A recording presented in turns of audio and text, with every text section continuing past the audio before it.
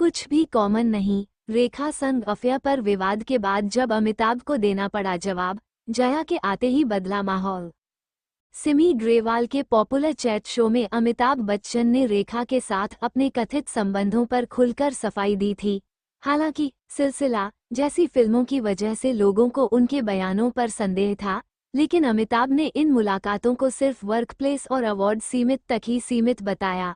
उस समय अमिताभ बच्चन आर्थिक संकट से जूझ रहे थे और उनका फिल्मी करियर भी दांव पर लगा था। सिमी ग्रेवाल के अनुसार जया बच्चन के सेट पर आते ही अमिताभ ज्यादा सहज और मजाकिया हो गए थे। हिंदी सिनेमा की बिंदास हीरोइन रेखा की जिंदगी किसी फिल्मी कहानी से कम नहीं है। उन्होंने अमिताभ बच्चन से कथित अलगाव के बाद फैन से शादी की, जो उनकी जिंदगी की बड़ी गलती साबित हुई। हालांकि अमिताभ बच्चन के लिए अपने जज्बात रेखा वक्त बेवक्त बयां करती रही।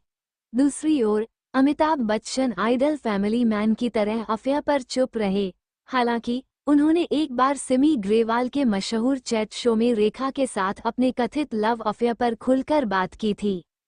अमिताभ बच्चन का फेमस इंटरव्यू उस समय आया था जब वे अपनी कंपनी एबीसीएल के आर्थिक संकट और करियर के गिरते ग्राफ की वजह से जूझ रहे थे।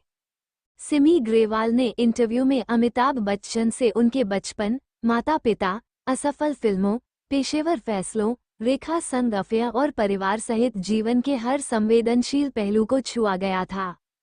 अमिताभ बच्चन ने साफ कहा कि रेखा केवल उनकी कोस्टार रही हैं और सामाजिक रूप से उन दोनों के बीच कुछ भी समान नहीं है।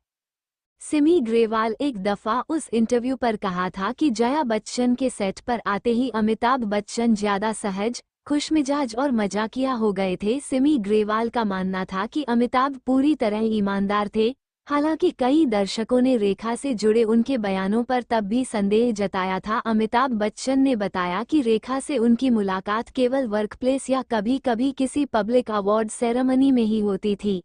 अफेयर की अफवाहों के बीच ही अमिताभ, जया और रेखा ने फिल्म सिलसिला में साथ काम किया था, जो बाद में एक कल्ट क्लासिक फिल्म बनी।